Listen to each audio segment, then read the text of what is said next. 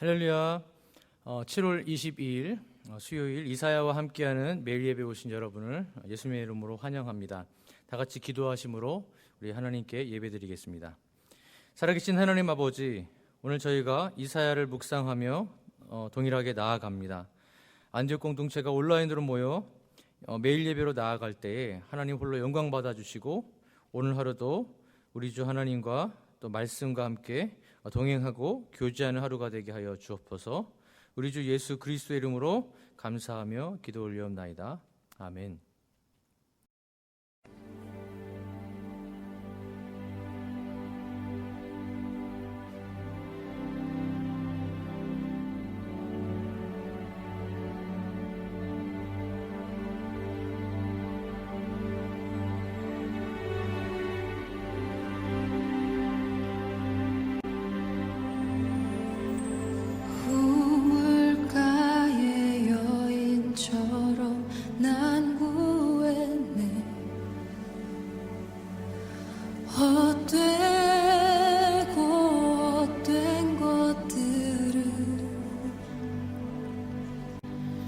그때 주님 하신 말씀 내 샘에와 생수를 마셔라.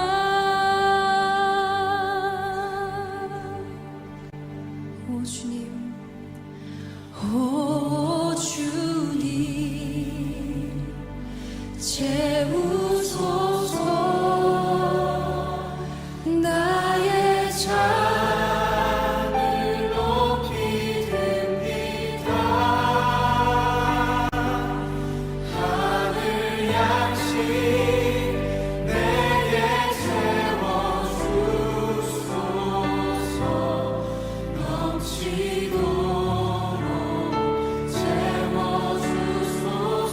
오 주님 채우소서. 오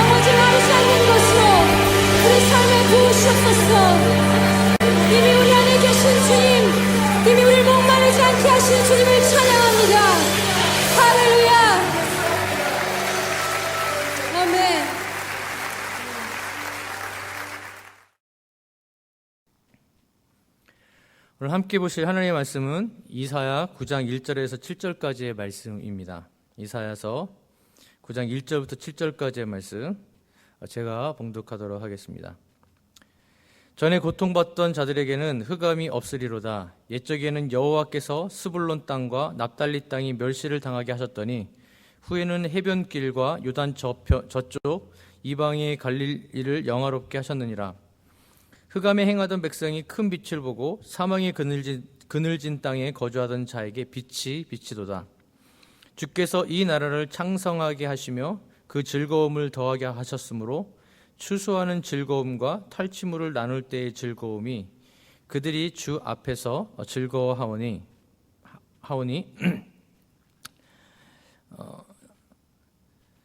이는 그들이 무겁게 맨 멍에와 그들의 어깨의 채찍과 그 압제자의 막대기를 주께서 꺾으시되 미디안의 날과 같이 하셨음이니이다.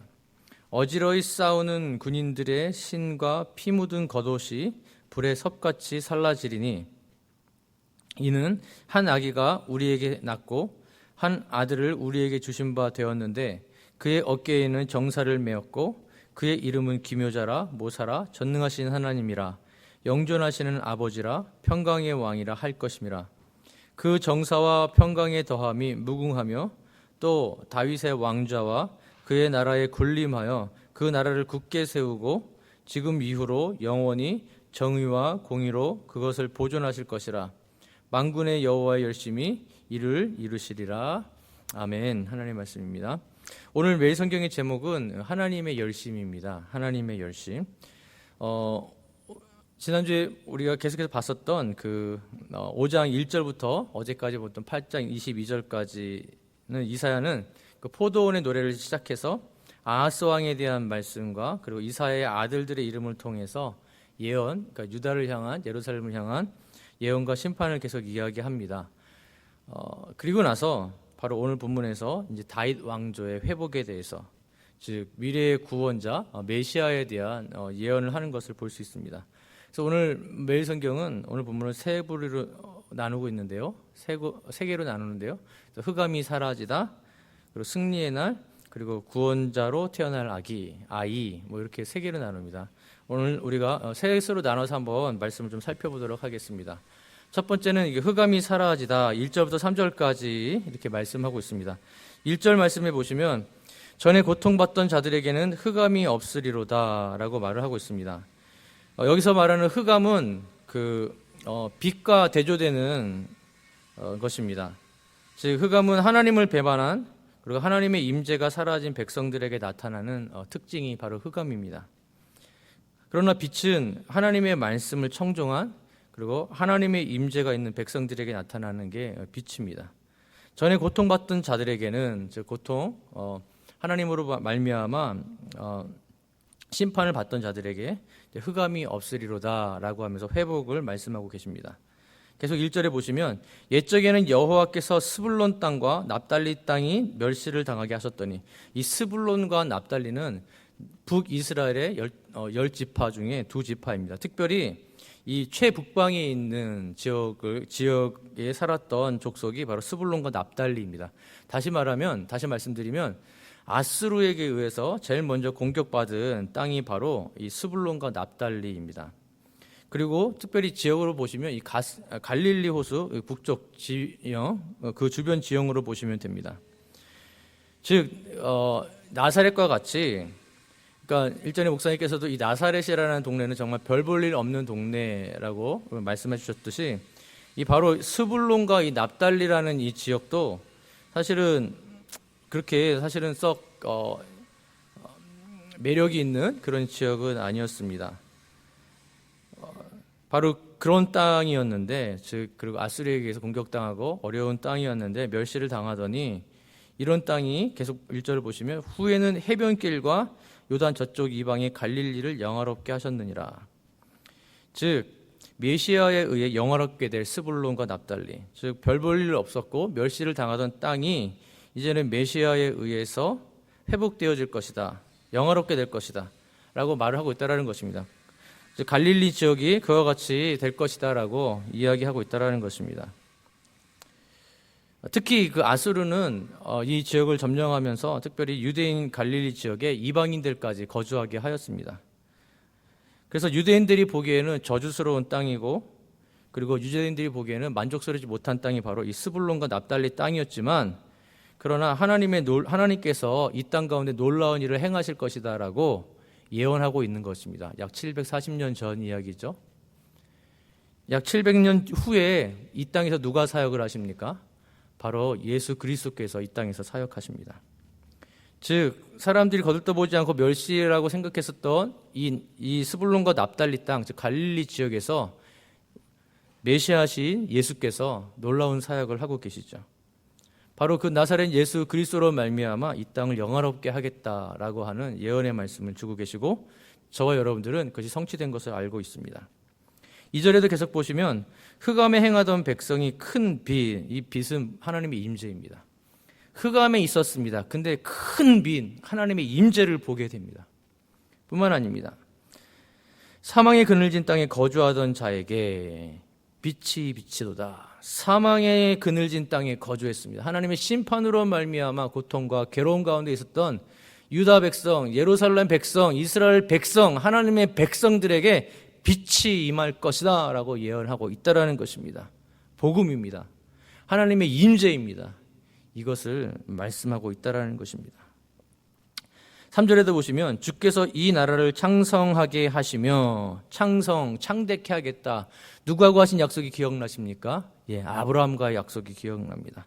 아브라함과의 언약을 지키시겠다. 내가 복이 되게 할 것이다 라고 한 이 약속의 회복을 예언하고 있습니다.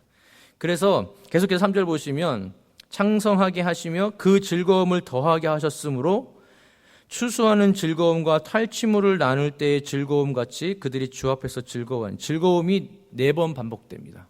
매우 강조하는 것이죠. 근데 이들이 어디서 즐거워한다고 합니까? 주 앞에서라고 말합니다.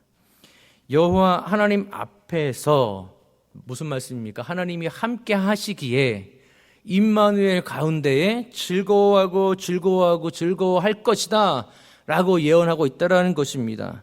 저와 여러분의 즐거움은 어디로부터 오고 있습니까? 저와 여러분들은 무엇 때문에 기뻐하고 즐거워하고 행복해하고 있습니까? 오늘 말씀은 우리에게 참된 기쁨과 참된 행복을 주시는 분은 오직 하나님 임마누엘 되신 예수님밖에 없다라고 선포하고 있다라는 것입니다. 그분의 임재 안에 있을 때 우리가 기뻐할 수 있다라는 것입니다. 혹시 오늘 매일 예배를 드리시는 성도님 중에 흑암과 같은 시기를 지나고 계신 분은 안 계십니까? 하나님의 임재 가운데 들어가 보십시오. 그러면 하나님의 임재 가운데 들어가시면 하나님의 임재가 충만하게 있을 때 흑암은 떠나가고 참된 기쁨과 소망으로 다시 채워지게 될 것입니다. 하나님 임재 가운데 들어가는 방법은 예수 그리스도를 여러분의 주님으로 영접하는 것입니다. 예수님께서 여러분의 주님이 되시면 여러분 안에 주로 들어가십니다. 그리고 그분을 신뢰하는 믿음으로 기도로 그 흑암의 문제를 하나님께 말씀드리면, 그리고 맡기면 참된 안식과 꿈, 소망과 비전, 삶의 희망과 기쁨을 주신다라는 것입니다. 유다 백성들이 흑암에서 벗어나는 길은 하나님 임재 앞으로 나아가는 것밖에 없었습니다. 하나님만 의지하는 것밖에 없었습니다. 하나님께 나아가 하나님의 말씀을 듣고, 그리고 손을 들고 그 말씀에 따라서 항복하고 하나님 앞에 나아가 기도하는 길밖에 없었습니다. 그러나 유다 백성들, 예루살렘 백성들, 이스라엘 백성들은 자신의 지식을 의지했고 주변의 강대국을 의지했습니다. 여러분, 매일 예배를 드리고 계시는 우리 사랑하는 성도 여러분, 여러분들은 무엇을 의지하고 계십니까? 아직도 여러분이 의지할 것이 남아 있습니까? 여러분 기억하십시오. 먼저 바라봐야 될 분이 계십니다. 먼저 구해야 할 분이 계십니다. 하나님을 먼저 바라보십시오. 하나님의 말씀에 먼저 귀를 기울이십시오. 그리고 하나님의 도우심을 먼저 구하십시오. 그리고 나서 주변을 둘러보십시오. 하나님의 손길들이 보이실 것입니다. 흑암에서 나오는 길은 나에게 있지 않습니다. 어떤 권력자에게 있지 않습니다. 어떤 철학자에게 있지 않습니다. 어떤 지혜로운 사람에게 있지 않습니다. 오직 하나님께만 있습니다. 나사렛 예수 그리스도를 주로 마음에 초청하시고 모셔 드십시오. 그리고 그 예수 그리스도의 이름으로 하나님을 바라보십시오. 하나님의 말씀을 들으십시오. 그리고 하나님의 말씀을 의지하여 도움을 구하십시오. 그러면 하나님의 일하심을 보게 될 것입니다. 그러면서 계속해서 선지자는 어떻게 하나님의 백성들이 기뻐하고 기쁨을 회복하고 또 희망을 회복하게 될 것인지 계속해서 설명하고 있습니다. 두 번째로 살펴보실 것은 바로 승리의 날에 대한 메시지입니다. 다시 말씀드리면 이들이 기뻐하는데 승리로 인해 기뻐한다라는 것입니다. 4절에서 5절 말씀을 보시겠습니다. 이는 왜냐하면, 왜 이들이 기뻐하냐면 하나님의 임재가 가득하기 때문에 기뻐하는데, 그 임재로 말미암아 이는 왜냐하면 그들이 무겁게 맨 멍에, 이 외세입니다. 외세가 지워진 아주 무거운 짐들, 이 멍에와 그들의 어깨의 채찍과 그 압제자의 막대기를 주께서 꺾으시되, 채찍과 막대기는 이방나라 왕들의 권세를 상징합니다. 그걸 꺾어버리시겠다라는 겁니다. 꺾으시되 어떻게 꺾냐면 4절에 계속 보시면 미디안의 날과 같이 하셨음이니이다. 미디안이 무엇입니까? 기드온과 300용사 기억나십니까? 사사기 6장에서 8장까지 하나님께서 이 기드온을 통해서 미디안을 물리치신 것처럼 하나님의 백성을 압제하던 그 나라를 물리치실 것이다, 승리를 주실 것이다 라고 약속하고 계신다라는 것입니다. 그래서 북이스라엘을 압제하고 또 하던 그 나라를 하나님께서는 바벨론을 통해서 아수르를 멸망시키십니다. 그리고 남유다를 압제하던 바벨론은 페르시아를 통해서 멸망시키십니다. 페르시아는 어떻게 멸망당합니까? 그리스를 통해서. 그리스는 어떻게 됩니까? 로마를 통해서. 로마는 또 어떻게 됩니까? 여러분, 영원할 수 있는 영원하고 안전한 나라는 이 세상에 어디에도 없습니다. 오직 하나님의 나라만, 하나님만이 안전하시고 하나님만이 의지할 분이십니다. 그분만이 승리를 주시는 분이라는 것입니다. 바로 이와 같이 이방 나라를 꺾어버리시겠다고 말씀하십니다. 5절도 보시면 어지러이 싸우는 군인들의 신과 피 묻은 겉옷이 불의 섭같이 살라지리니, 불살라지는 적군의 옷과 무기들을 표현하고 있습니다. 무엇입니까? 완전한 승리입니다. 이스라엘 백성들이 왜 기뻐하고 길고하고 즐거워할 것입니까? 하나님의 임재로 말미암아 증거합니다. 임마누엘로 말미암아 즐거워합니다. 근데 그 임마누엘로 말미암아 무엇이 그들에게 선물로 주어집니까? 승리입니다. 승리, 완벽한 승리입니다. 근데 이 승리를 누가 주셨습니까? 바로 주께서 주셨다라고 4절에 말하고 있습니다. 주께서 꺾으시되. 다시 여쭙겠습니다. 우리는 역사를 통해 배워야 합니다. 왜 우리가 이 시간에 이스라엘의 역사를 배웁니까? 우리 한민족의 5,000년, 반만년의 역사 공부하기도 바쁜데 왜 우리는 지금 이스라엘의 역사를 보면 이 성경 속에서 이스라엘의 역사를 하나님께서 보게 하십니까? 이스라엘의 실패를 통해서 배우라는 말씀입니다. 실패. 무슨 실패를 하였습니까? 풍전등화와 같은 시기, 열강들이 일어나 나라의 존폐의 위기에 있던 시기에 이들은 결국 누구를 의지합니까?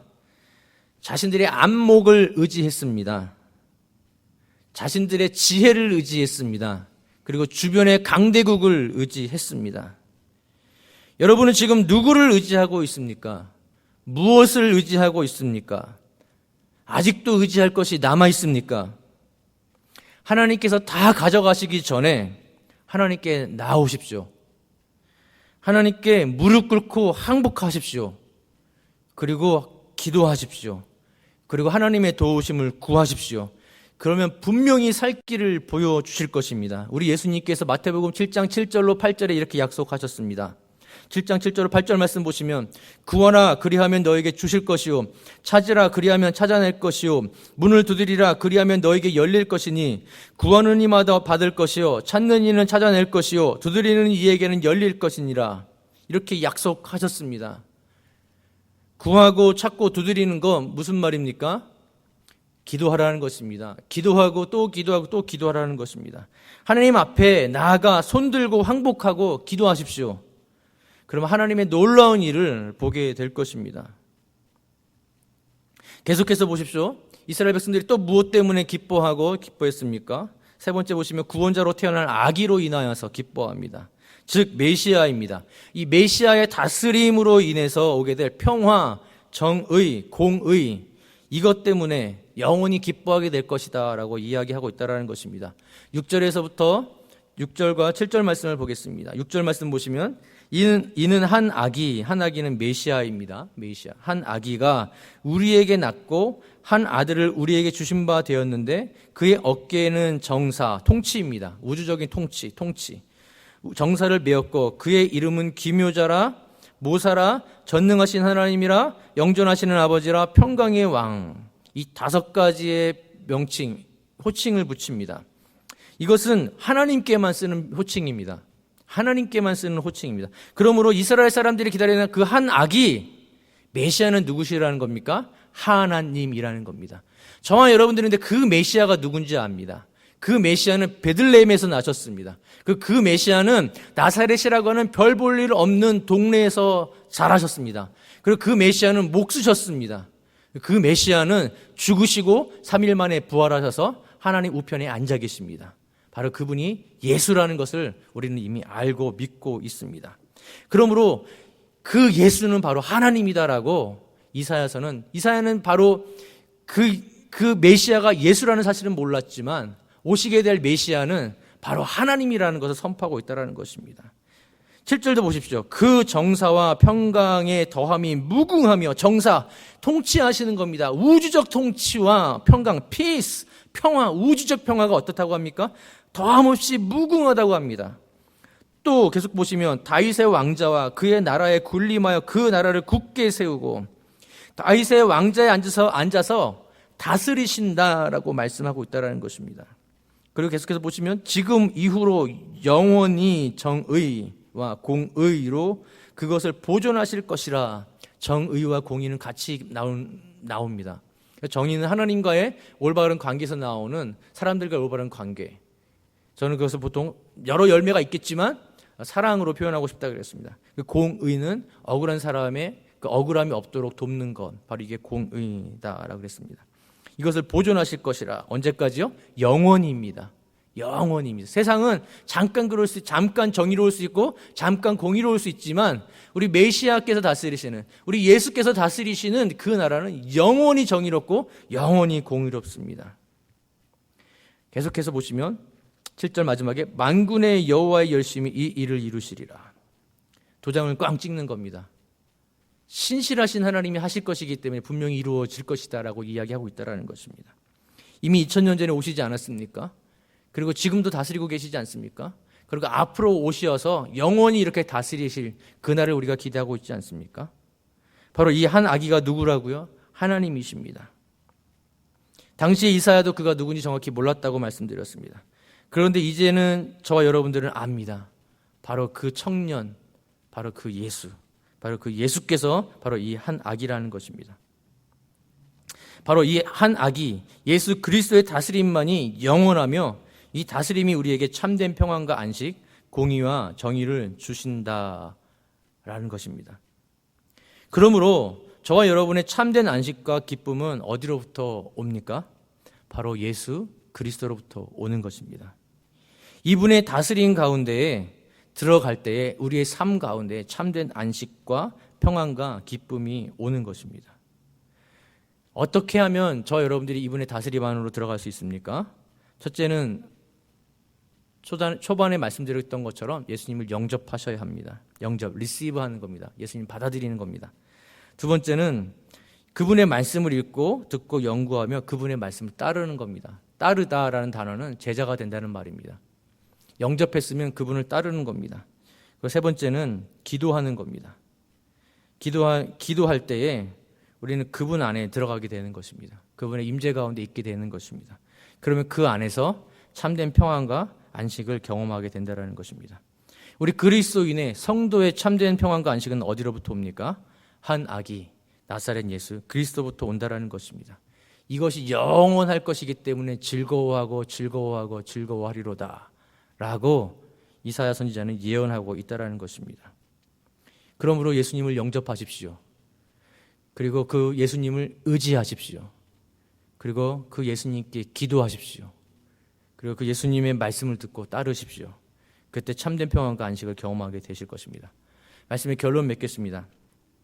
오늘 제목은 하나님의 열심이었습니다. 유다의 멸망을 예언했지만 선지자는 다시 희망을 보여줍니다. 어디서 선지자는 희망을 발견하고 있습니까? 한 아기, 메시아, 바로 예수 그리스도 안에서 희망을 발견하고 있습니다. 그러므로 오늘 저와 여러분들은 한 두 가지로 좀 적용했으면 좋겠습니다.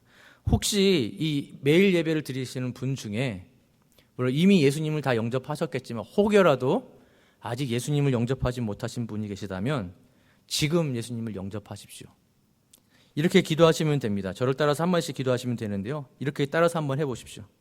하나님 아버지, 저는 죄인입니다. 저의 죄를 대신하여 십자가에 죽으시고 부활하신 예수님을 저의 구세주로 믿고 주님으로 영접합니다. 지금 제 삶에 들어오셔서 제 삶을 인도하시며 당신의 뜻대로 살게 해 주옵소서. 예수님의 이름으로 기도합니다. 아멘. 만약에 이 기도를 진실되게 따라하셨다면 예수님께서 당신의 삶 가운데에, 우리 성도님의 삶 가운데에 주님으로 들어가셨습니다. 그렇다면 두 번째 적용할 것은 하나님보다 더 의지했던 것이 무엇이든지 한번 생각해 보십시오. 그리고 그것을 내려놓으십시오.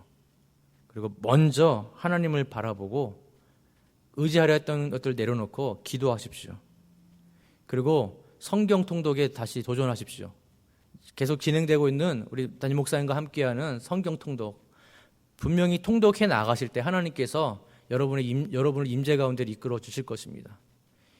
기도하시고 내가 의지했던 걸 내려놓고 기도하고 하나님을 의지하고 또 말씀 가운데 들어가심으로 말미암아 예수 그리스도 안에서 주시는 그 임재 가운데 임마누엘 가운데 주시는 참된 평안과 안식을 맛보아하시고 누리시는 저와 여러분들 되기를 간절히 축복합니다.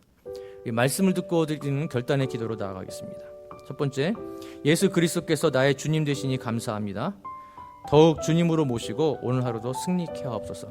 두 번째, 내가 의지했던 모든 건 내려놓고 오직 기도와 말씀 가운데 주 예수님만 의지하게 하옵소서. 세 번째, 오늘 묵상한 말씀을 붙잡고 삶의 현장에 나아가 말씀과 함께 하나님과 동행하고 교제하는 안디옥의 성도들이 되게 하옵소서.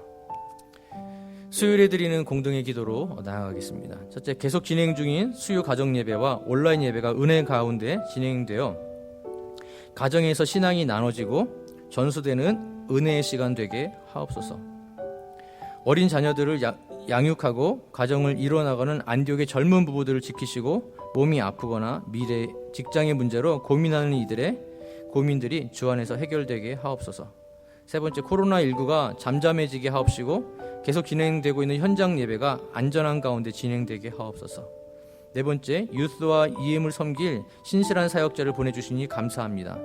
매일 예배와 각종 온라인 예배 강의를 섬기시는 담임 목사님과 교육자들에게 더욱더 성령 충만한 영역과 체력을 허락하셔서 흩어진 성도들의 영적 안전과 건강을 능히 지키고 세워나갈 수 있게 하옵소서.